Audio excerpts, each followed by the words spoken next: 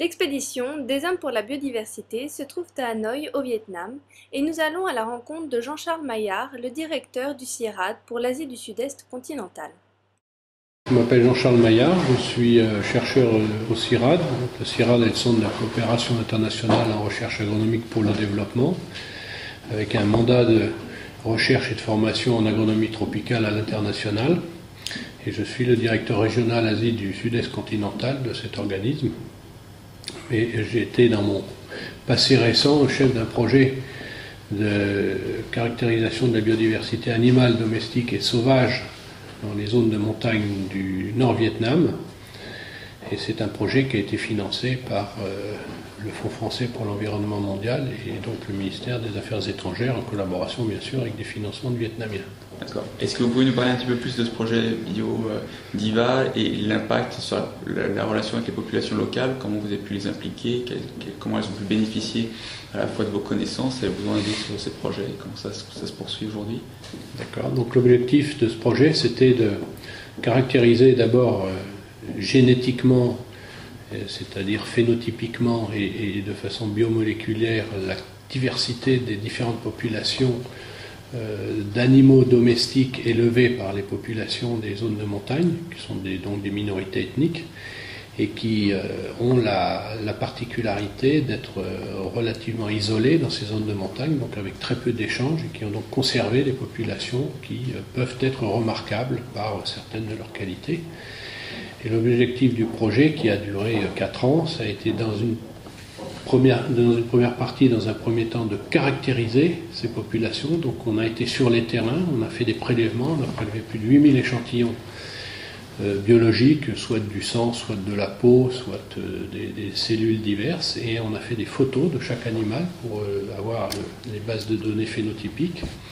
Ensuite, ces prélèvements biologiques ont été analysés dans des laboratoires, en particulier en biologie moléculaire, et on a donc obtenu des résultats sur les différences et la diversité génétique de ces populations, donc, qui étaient soit des bovins, soit des buffles, soit des porcs, soit des poulets et des chèvres. Et donc on a mis en évidence que dans ces zones, il y avait des populations qui pouvaient être très différentes par espèce, avec des caractérisations et des qualités intéressantes. Alors, si on prend l'exemple, par exemple, des poulets, population de poulets, il y a dans ces zones-là des poulets qui avaient apparemment des qualités de résistance naturelle aux maladies.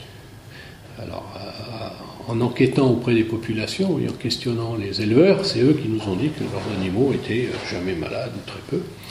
Et lorsqu'il y a eu au Vietnam l'épisode de la grippe aviaire qui a commencé en 2004, dans ces zones de montagne, il y avait relativement peu de cas de foyers de grippe aviaire, alors que dans d'autres provinces du sud du Vietnam, où il y a des élevages industriels, il y en avait beaucoup plus.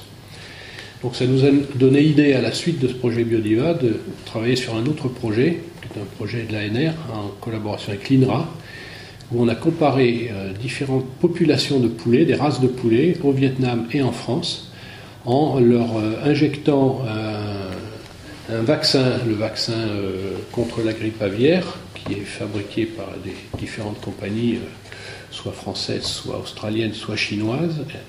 Et ce vaccin, on a suivi dans les différentes populations l'apparition des anticorps, la cinétique des anticorps. Et là, au bout de 2 mois, on s'est aperçu qu'il y avait des différences considérables entre les différentes variétés, qu'il y avait des populations de poulets qui avaient tout de suite une production importante d'anticorps protecteurs, et qui étaient des poulets plutôt élevés dans ces zones de montagne, et qu'à l'inverse, les poulets de zones d'élevage industriel, c'était des poulets d'origine chinoise, des populations chinoises qui étaient sélectionnées de longue date, qui étaient des populations clonales, donc avec très peu de diversité génétique, donc immunitaire, et qui avaient des productions d'anticorps relativement faibles. Donc les grosses conclusions qu'on pouvait tirer de cette expérimentation, c'était de dire que d'abord au niveau des élevages industriels, ces populations qui étaient clonales étaient toutes détruites dès qu'il y avait un virus de la grippe aviaire qui apparaissait, parce qu'elles n'avaient très peu de défense immunitaire. que l'autre option, c'est que ça expliquait pourquoi il y a toujours des foyers récurrents qui apparaissent régulièrement au Vietnam malgré les campagnes de vaccination du gouvernement. C'est tout simplement parce qu'on a beau vacciner ces populations, si elles produisent peu ou mal leurs anticorps, ça ne sert à rien de les vacciner, et qu'il vaut mieux élever les populations qui sont naturellement beaucoup plus soit résistantes, soit qui réagissent mieux à la vaccination. Donc l'objectif est de proposer ces alternatives au gouvernement dans le cadre de leur politique en leur demandant de remplacer tout ou partie dans ces élevages industriels les populations de poulets chinois dits industriels par ces populations locales. Le problème, c'est un problème purement économique, c'est qu'en termes d'exportation, les poulets chinois sont beaucoup plus productifs, alors que les poulets locaux sont de plus petits formats. Mais bon, ils ont d'autres avantages. Donc, la solution étant comme toujours la voie du milieu, à savoir un petit peu essayer de mixer tout ça en fonction des marchés que l'on cible, soit à l'international, soit en marché local.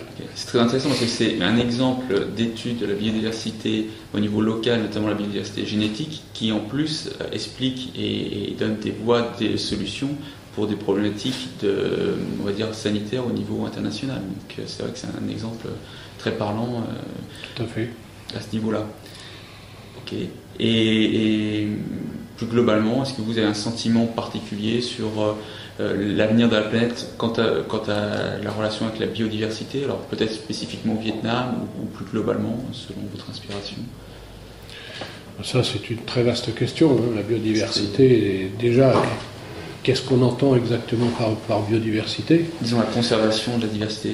Voilà, donc la biodiversité, il y a effectivement des problèmes de conservation dans certains cas. Bon, c'est un sujet qui est planétaire, sur lequel travaillent depuis quand même maintenant un certain nombre d'années beaucoup de gens, beaucoup d'organisations privées, gouvernementales, des fondations. Il y a eu des grands accords internationaux qui ont été signés. Bon, la difficulté, c'est quand même la mise en application de toutes ces grandes décisions de bonne volonté, ces grandes déclarations de bonnes intentions. Et cette mise en application, elle est conditionnée d'abord à des financements, et puis surtout à des décisions politiques en termes de gestion et d'application. Et ces décisions politiques, elles sont très variables en fonction des continents, en fonction des pays, en fonction de la couleur politique des gouvernements, de leur propre stratégie de développement et de conservation. Donc c'est quelque chose d'extrêmement complexe. Et puis en termes d'espèces, la biodiversité, ça inclut la diversité des espaces géographiques, des déserts, des océans, la diversité des plantes, mais ça peut être aussi la diversité des gènes, donc on peut descendre très très bas. Et là, les voies de conservation sont évidemment complètement différentes suivant vous voulez conserver des gènes, des espèces ou des écosystèmes. Donc c'est très très complexe.